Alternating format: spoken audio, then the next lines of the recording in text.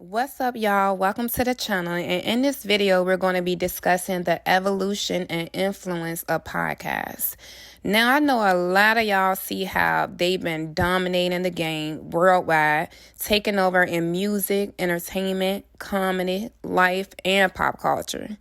I think that the biggest thing with podcasting is that it's authentic and it gives you more of a person versus the image that's normally portrayed.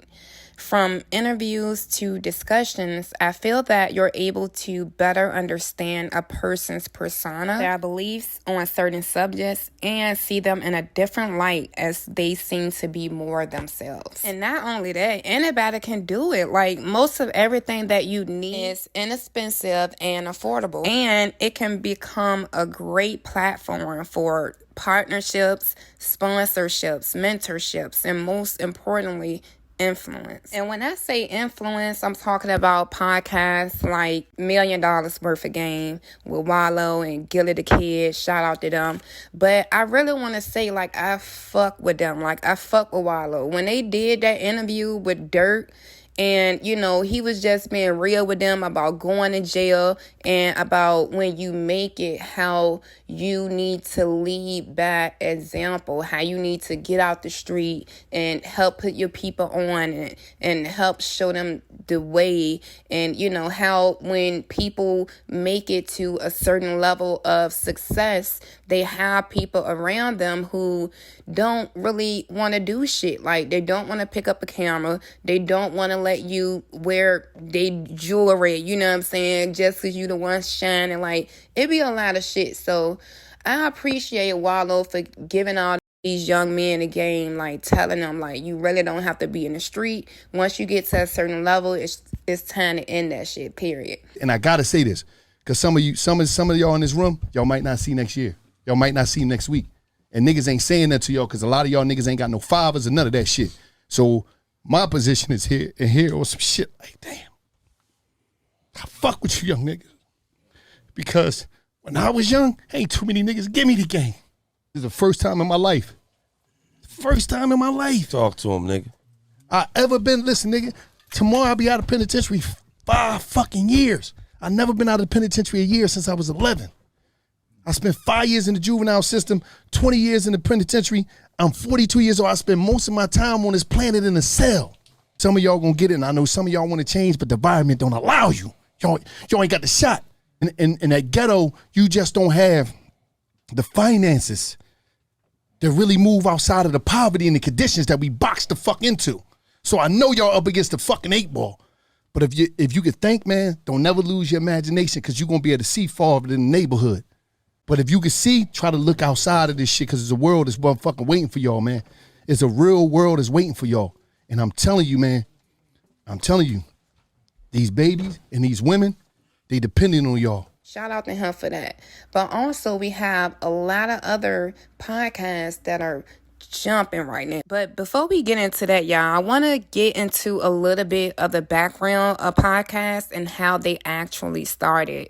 And they were known as audio blogs. Back in the day, they have roots dating all the way back to the 80s. The earliest use of podcasting was traced back to the Guardian columnist and BBC journalist Ben Hammersley, who created and used the word in early February of 2004 while writing an article for the Guardian newspaper. As iPods became more popular, podcasts became a portmanteau of iPod and broadcast, combining the two words. Although iPods were released October of 2001, in 2004, podcasting became more popular with introductories from software developer Dave Weiner and media personality Adam Carey, who also hosted MTV's Top 20 Countdown. Well, here's the story. They've been called rowdy, raunchy, gut-level rockers, and the next band that everybody tries to copy. Now, I know a lot of the youngest probably don't remember that, but here I am, girl. I'm in my early 30s, so I don't even remember, okay? But I do remember the MTV Top 20 Countdown, but I don't personally remember him as the one that hosted it. But yeah, I fuck with it, so shout out to him for that. And to both of these men, honestly, for partnering together to popularize the idea of sharing audio, video, and text via an RSS feed. Now, fast forward to today, y'all. We got lip service, $1 million worth of game. We got B. Simone jumping into it. We got Just Hilarious. We got a lot of small Black-owned business owners that's doing it up with the podcast. Shout out to them. So it came a long way, guys, and I'm here for it. Like, I love the influence that it's giving out. I love a lot of the messages, and I love to see a lot of the celebrities let our hair down and just be themselves. I love the Fun and Marco podcast where he got Saucy Santana up there. He got Sukiyana up there, and he just being hilarious like he normally does, but they're having a good time. So I enjoy the podcast, and I think they will be dominating the scene. They will be taking over, and I feel like it'll only get better. So if you are interested, do not be shy, girl. Jump in, get your microphone, get you a good little camera, get a conversation popping, a drink popping, and get to it. It's a great platform and a way to earn income if you are able to be consistent and continuously put out good content. Somebody's story inspired you to do what you're doing, just like somebody's story inspired me. But you do have to be careful because it can definitely break you as well. I know you guys remember when Joe Rogan had a lot of complaints about using the N-word, and it did not work well with his podcast. By podcasting giant Joe Rogan apologizing for his repeated use of the N-word. The most regretful and shameful thing that I've ever had to talk about publicly. Rogan sharing his apology just as Spotify reportedly pulled dozens of past podcast episodes from its platform.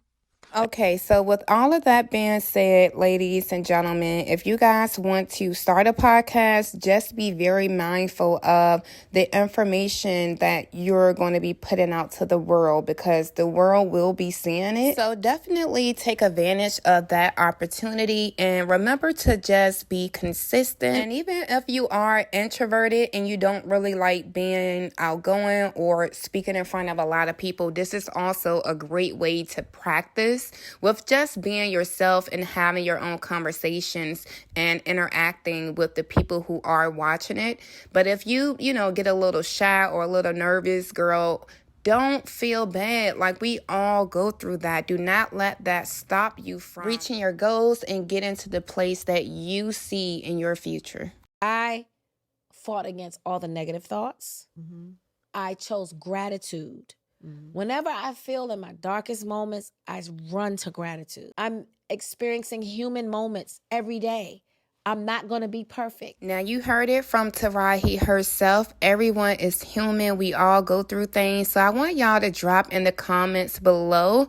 What kind of information do you like to hear from podcasts? And what are your favorite podcasts? And until next time, see you then.